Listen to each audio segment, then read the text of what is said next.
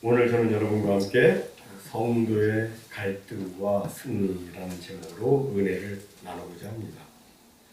우리 성도에게는 가슴앓이를 할 정도로 정말 소원하는 소원 한 가지가 있습니다. 그것은 이 짧은 인생을 살면서 세월 허송하지 않고 정말 보람있게 살면서 하나님께서 기뻐하시는 선을 많이 행하는 것입니다.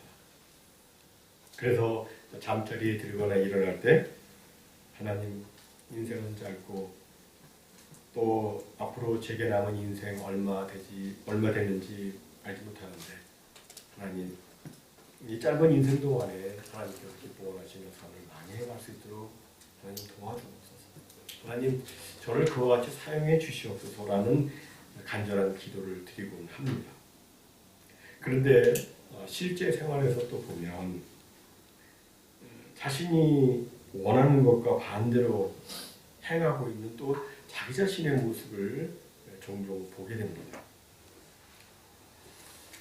그래서 이제 영적으로 고민하고 갈등을 하죠. 기도는 이렇게 했는데 나에게 나타나는 그 열매가 그 기도와 같지 않을 때에는 많이 힘듭니다. 여러분, 도대체 왜 이런 일이 생기는 것일까요? 왜 나의 원하는 바와 실천이 달라서 그렇게 고민하며 갈등을 하게 되는 것일까요? 그 이유는 첫째로 내 속에 거하는 죄 때문입니다. 오늘 본문 15절과 17절 그리고 20절에서 사도 바울은 이렇게 말합니다. 내가 행하는 것을 내가 알지 못하노니 곧 내가 원하는 것은 행하지 아니하고 도리어 미워하는 것을 행함이라. 이제는 그것을 행하는 자가 내가 아니요 내 속에 거하는 죄니라. 만일 내가 원하지 아니하는 그것을 하면 이를 행하는 자는 내가 아니요 내 속에 거하는 죄니라. 다시 말해서 내가 원하지 않는 것을 행하게 되는 것은 내 속에 죄 때문이라는 것입니다. 죄가 내 속에 없으면 전혀 그럴 필요가 없는데 내 속에 있는 죄 때문에 내가 원하는 것은 하지 못하고 오히려 원하지 않는 것을 하게 되어서 갈등을 하게 된다는 겁니다. 이것은 누구나 예외가 없습니다. 오늘 본문을 쓴 사도 바울도 그리고 우리 믿음의 선배들도 그리고 저와 여러분도 다 똑같습니다. 성경이 말씀하고 있는 대로 누구든지 예수 그리스도를 자기의 구주와 주님으로 믿고 영접하면 그 순간 그는 하나님의 영광스러운 자녀가 되죠. 그러나 우리가 예수를 믿는다고 우리 속에 있는 죄성이 완전히 사라지는 것은 아닙니다. 죄성은 여전히 내 속에 자리 잡고 있습니다. 즉 우리는 죄성이 내 가운데 있기 때문에 언제라도 죄를 범할 수 있는 존재인 것입니다. 그래서 우리 성도는 늘 근신하고 조심해야 하는 것이죠. 예전에 마틴 루터는 새가 내 머리 위로 날아가는 것은 내가 어떻게 할 수 없지만 새가 내 머리 위에 집을 지으려 할 때에는 못하게 할 수 있다는 이야기를 했습니다. 이것은 간음에 대한 비유였는데 맞는 말입니다. 예를 들어서 어떤 여인이 눈부화라고 하십시다. 눈부화가 뭡니까? 눈이 부시도록 아름다운 눈부화. 또 어떤 남자가 알부남이라고 하십시다. 알부남이 뭡니까? 알고 보면 부드러운 남자라는 뜻입니다. 사람이 눈부화나 알부남을 보면서 그래서 참 아름답다, 참 곱고 예쁘다, 그 남자 참 부드럽고 자상하다, 젠틀맨이다 라고 느낄 수 있는데 그렇게 느끼는 그 자체는 죄가 아닙니다. 그것은 정상적인 느낌, 감정이에요. 그런데 눈부화를 필요 이상으로 더 보려 하거나 알부남을 필요 이상으로 더 알려고 하면 이것은 뭡니까? 문제가 되는 거예요. 새가 머리 위로 날아가는 게 아니라 그 머리 위에 집을 짓기 시작하는 겁니다. 근데 오늘 본문을 보면 악한 새가 날아가는 정도가 아닙니다. 그 새가 이미 내 속에 들어와 가지고서는 나의 내면의 세계에 둥지를 틀고 거기서 알을 낳고 있는 겁니다. 사람들은 흔히 잘못하는 사람을 향해서 돌을 던집니다. 그런데 돌을 던지는 자기 자신의 내면을 정직하게 한번 들여다보면 자기 속에도 죄가 있다는 것을 보게 됩니다. 남에게만 죄가 있는 것이 아니라 자기 속에도 죄가 들어와 이미 둥지를 틀고 있으며 알을 까고 있는 것을 보게 됩니다. 여러분, 죄는 정말 무섭습니다. 죄는 정말 끈질기고 집요합니다. 옛날 시골에서 모내기를 할 때 보면 이 거머리가 자꾸 달라붙어가지고 피를 빨아먹습니다. 그래가지고 거머리를 잡아 뜯어요. 그래서 또 막 쥐고 막 뒤집어 까기도 하고 여러분 저는 그렇게 해봤었어요 시골에서. 근데 뭐 논에 들어가면 또 이 거머리가 또 달라붙고 또 달라붙습니다. 계속 달라붙고 인간의 죄성도 꼭 그래요. 이 거머리와 같은 죄성이 사람으로 하여금 원하지 아니하는 것을 하게 하는 것입니다. 하지만 뭐 세상에서는 그렇게 생각하지 않습니다. 예전에 프로이드라는 그 심리학자가 인간의 문제는 의식 상태에서 일어나는 것이 아니라 무의식 상태, 리비도라고 하는 무의식 상태에서 일어나는 것이라고 말을 했습니다. 의식하지 못하고 잠재해 있는 것이 우리의 행동을 지배하고 있다는 겁니다. 그런데 성경은 인간의 깊은 문제는 무의식 속에 들어있는 것이 아니고 인간 속에 들어있는 죄라고 지적하고 있습니다. 사람 속에 들어있는 죄가 모든 인간 문제의 근본적인 원인이라고 지적하고 있습니다. 우리가 살고 있는 이 사회는 어느 곳이나 구조적으로 악이 있습니다. 그래서 그 악을 막기 위해서 이제 법을 만들고 또 그 법을 교묘하게 피하는 사람들 생각 또 법 개정을 하고 그렇습니다. 근데 법을 또 고쳐 놓았다고 해서 문제가 다 해결되는 것은 아닙니다. 왜냐하면 법 조문을 잘 개정해서 만들어 놓았던 사람들은 그 법망 사이를 교묘하게 피해 다니면서 악을 행하기 때문입니다. 사람 자신이 변화되기 전에는 사회 속의 문제는 절대로 줄지 않습니다. 여러분, 악은 어디 멀리 있는 것이 아니고 인간의 가장 깊은 곳에 들어있습니다. 인간 내면의 깊은 곳에 죄가 뿌리 깊이 박혀 있는 겁니다. 인간의 근본적인 문제는 밖에 있지 않습니다. 밖에서 들어가는 것이 사람을 더럽게 하는 것이 아니라 속에 들어있는 죄가 사람을 더럽게 하는 것입니다. 이 죄의 뿌리가 우리 신자 속에도 있어요. 그래서 이 신자는 이것 때문에 탄식하며 갈등을 하게 되는 것입니다. 다음 두 번째로 신자가 갈등을 하게 되는 것은 자기 속에서 죄악의 법과 생명의 법이 서로 싸우는 데서 오는 갈등이고 또 자기 속에 선을 행하고자 하는 마음은 있지만 선을 행할 능력은 없다는 데서 오는 갈등입니다. 지금까지 역사상 수많은 싸움이 있었지만 죄악의 법과 새 생명의 법과의 싸움처럼 치열한 싸움은 없었습니다. 죄를 지을 것이냐, 의를 행할 것이냐, 악을 행할 것이냐, 선을 행할 것이냐, 이것을 놓고 죄악의 법과 새 생명의 법이 우리 속에서 계속해서 싸우고 있는데 여기서 우리 신자는 또 갈등을 하게 됩니다. 분명히 우리 신자에게는 거룩함을 향한 소원이 있습니다. 선을 행하고 싶은 그 새 생명의 소원이 있습니다. 그러나 이 소원을 강하게 저지하고 내리누르는 또 다른 거대한 세력이 내 안에 있습니다. 이것을 사도 바울은 오늘 본문에서 죄의 법이라고 이렇게 말하고 있습니다. 본문 22절과 23절입니다. 내 속사람으로는 하나님의 법을 즐거워하되 내 지체 속에서 한 다른 법이 내 마음의 법과 싸워 내 지체 속에 있는 죄의 법으로 나를 사로잡는 것을 보는도다. 여기서 이 법 죄의 법, 이 법은 이 법칙이라는 의미로 거부할 수 없는 힘을 상징하고 있습니다. 이 법칙은 누구나 거부할 수 없잖아요, 여러분. 만유인력의 법칙, 법칙은 거부 못하잖아요. 뭐 연력학의 법칙, 이거 법칙이에요. 그냥 어쩔 수 없이 어떤 상황에서도 다 적용되는 구속력을 가지고 있습니다.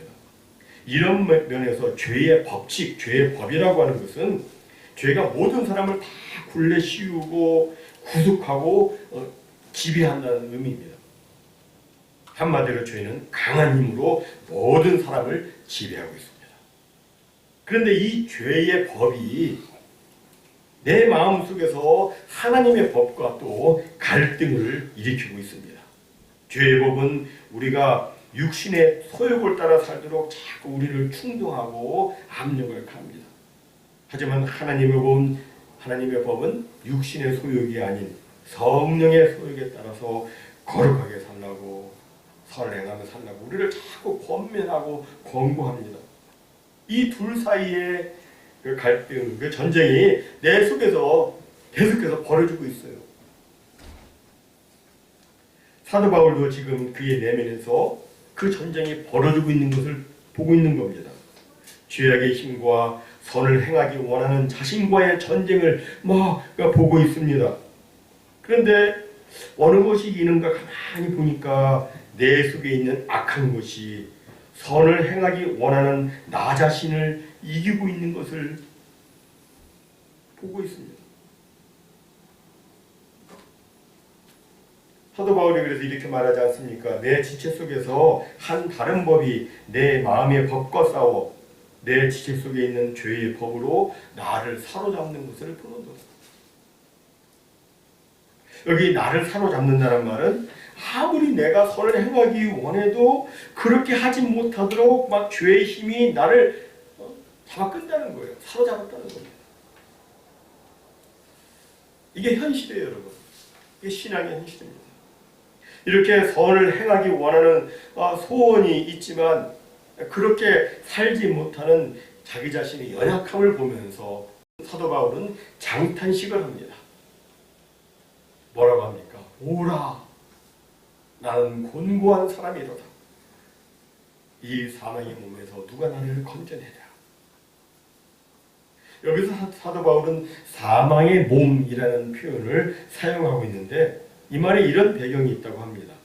우리가 아는 대로 사도 바울은 길리기아 다소라는 곳에서 출생했습니다. 그런데 당시 기록에 의하면 이 다소, 길리기아 다소 근방에 어떤 종족이 있는데 그 종족은 살인죄를 저지른 사람에 대해서 아주 특이하게 형벌을 가했다고 합니다. 그것은 사람을 죽인 사람을 그가 죽인 시체와 함께 묵는 방식이었습니다. 다리는 다리끼리, 팔은 팔끼리, 가슴은 가슴끼리, 배는 배끼리, 그리고 얼굴은 얼굴끼리 그 시체와 그 살인자를 같이 묶어놓는 거예요. 완전히 꼼짝하지 못하도록 묶어놓습니다. 그리고서 멀리 내버리는데 이때 버려진 그 사람이 스스로 그 끈을 풀어내면 살 수 있지만 그렇지 못하면 썩는 시체에 생긴 구더기가 이제 그 살인자에까지 옮겨져서 그 살아있는 그 사람도 파먹어서 결국은 같이 죽게 하는 그런 방식이었습니다.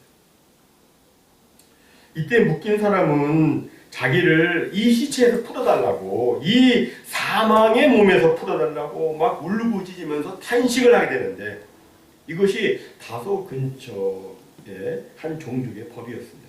근데 사도 바울이 오늘 본문에서 그렇게 그 사람이 탄식하는 것과 같은 그런 탄식을 지금 하고 있다는 말씀입니다. 오라, 나는 공고한 사람이로다. 누가 이 사망 몸에서 나를 풀어내랴. 누가 나를 건져내랴. 물리적인 이 몸이 아니라 영적으로 죄에 꽉 묶여있는 자신을 보면서 그렇게 사도 바울이 장탄식을 하고 있는 겁니다. 스스로 그 죄를 풀어보려고 막 애를 쓰지만 아무리 노력해도 풀려지지 않으니까 그렇게 탄식을 하고 절규를 하고 있는 것입니다. 그런데 이런 탄식은 바울에게만 있는 것이 아니라 우리 성도들에게도 있습니다. 우리 성도들도 그런 내적 고민, 탄식, 갈등, 절규가 있습니다. 미국 영적 각성기 때의 부흥사로 알려진 조나단 에드워라고 하는 분이 있습니다. 조나단 에드워즈는 그가 죄 문제로 얼마나 고민을 했는지 이런 고백을 그가 했습니다. 나는 내 자신의 죄악성과 악독성에 대해서 매우 뼈아픈 생각을 하게 되었다. 나는 매우 큰 소리로 울 정도로, 그것도 상당 시간 동안 그렇게 할 정도로 죄감이 나를 사로잡았다. 회심하기 전보다 훨씬 심각하게 내 마음의 그 악독성을 발견하게 되었다. 하나님께서 나의 불의를 그대로 심판하신다면 나는 모든 인류 중에서 가장 악한 자로 지옥에서 가장 낮은 자리를 차지할 것이라는 생각마저 들었다. 이것은 그가 다른 사람보다 죄를 더 많이 지었기 때문이 아니라 거룩하신 하나님께 그가 더 가까이 나아가 있었기 때문에 그렇게 자기 자신을 바라보고 그런 고백을 하게 된 것입니다. 우리가 눈을 들어서 태양을 바라보면 1분도 견디지 못합니다. 무슨 말이냐면 우리가 우리 주변에 있는 사람과 비교를 하면 나도 괜찮은 사람이지 라는 생각이 들긴 하겠지만 하나님의 그 거룩한 빛 아래서 자기 자신을 살펴보면 내가 얼마나 추악한 존재인지, 얼마나 내 속이 썩어 문드러져 있는지 하는 것을 보게 되죠. 그래서 오라 나는 곤고한 사람이로다. 이 사망의 몸에서 누가 나를 건져내라. 그런 탄식이 절로 나오게 되는 것입니다. 사람은 거룩하면 거룩할수록, 하나님께 가까이 나아가면 가까이 나아갈수록 죄감은 더욱더 예민해지고, 그리고 이에 비례해서 죄를 더욱더 미워하게 됩니다. 이제는 그 죄가 너무 미운 거예요. 그 죄가. 청교도 작가 토마스 와스는 사람이 거룩하게 되어가는 성화의 가장 확실한 증거 중에 하나는 죄에 대한 거부감이라고 말했습니다. 실로 하나님을 경외하면 죄를 미워하고 거부합니다. 하지만 외식자는 겉으로는 죄를 미워하는 척해도 속으로는 죄를 사랑합니다. 속으로는 죄를 즐깁니다. 마치 뱀이 허물을 벗어도 그 독심을 그대로 간직하고 있는 것처럼 외식자는 겉으로는 죄를 끊는 것처럼 보여도 속으로는 그 죄를 사랑해서 그 죄를 다시 찾게 되어 있습니다. 우리가 성경을 보면 사도 바울은 복음을 전하면서 수없는 고난을 그가 받았습니다. 그는 잠 못 자고 굶주리고 헐벗고 또 돌에 맞고 태장으로 맞고 강두의 위험과 강의 위험과 광야의 위험과 하여튼 모든 그 고난을 그가 겪었습니다. 그래서 그 마음에 나 이제 죽었다. 나 이제 끝났다. 라는 생각이 들 정도였습니다. 그러나 그는 단 한 번도 오라 나는 곤고한 사람이로다 라고 울부짖지는 않았습니다. 하지만 이 죄에 대해서만큼은 그렇게 울부짖었어요. 무슨 말입니까? 죄가 그만큼 무섭다는 겁니다. 그럼 여러분, 이 절규에 대한 궁극적인 해답은 무엇입니까? 그 답이 오늘 본문 25절에 이렇게 나와 있습니다. 우리 주 예수 그리스도로 말미암아 하나님께 감사하리로다. 여러분, 왜 이 25절이 절규하는 바울에게 소망이 되고 감사가 되는 것입니까? 그것은 죄를 이기게 하시는 우리 주 예수 그리스도가 있기 때문입니다. 만약 주 예수 그리스도가 없었다면 로마서 7장은 비극의 강으로 끝나게 될 것이며 바울을 비롯한 모든 인생은 탄식과 절망, 절규로 끝났을 것입니다. 하지만 죄를 이기신 예수 그리스도가 있기 때문에 우리는 하나님께 감사할 수 있는 것이며 또한 소망을 가질 수가 있는 것입니다. 사랑하는 성도 여러분, 우리 성도는 결단코 절망, 탄식, 좌절로 끝나지 않습니다. 성도는 절대로 패배하지 않습니다. 성도는 반드시 주 예수 그리스도의 이름으로 승리하게 되어 있습니다. 모든 신자가 내면의 치열한 전쟁과 갈등에서 승리할 수 있는 근거는 오직 예수님이십니다. 그리스도 안에 있는 사람은 그리스도의 능력으로 반드시 죄를 극복하게 되어 있는 것이고 궁극적으로 죄에 대해서 승리하게 되어 있는 것입니다. 사랑하는 성도 여러분, 우리는 확실히 기억해야 됩니다. 우리는 패배자로서 패배의 자리에 서 있는 것이 아닙니다. 우리는 주님이 승리하신 갈보리 언덕에 우리 주님과 더불어 승리자로 서 있는 것입니다. 참으로 우리는 예수 그리스도로 말미암아, 우리 주 예수 그리스도로 말미암아 We are standing on the victory side. We are standing on the winning side. 우리는 승리의 자리, 우리는 이기는 자리에 예수님과 함께 서 있는 것입니다. 모쪼록 곤고와 탄식과 절망에 머무르지 아니하고 승리하신 주 예수 그리스도로 말미암아 우리 주님을 바라보고 주님 안에 거함으로 죄에 대해서 승리하는 우리 모두가 다 되시기를 바랍니다. 그래서 참으로 우리 승리하신 우리 주 예수님 안에서 하나님께 더 큰 감사와 찬송과 영광을 올려드리는 우리 모두가 다 되시기를 예수님의 이름으로 축원합니다. 아멘.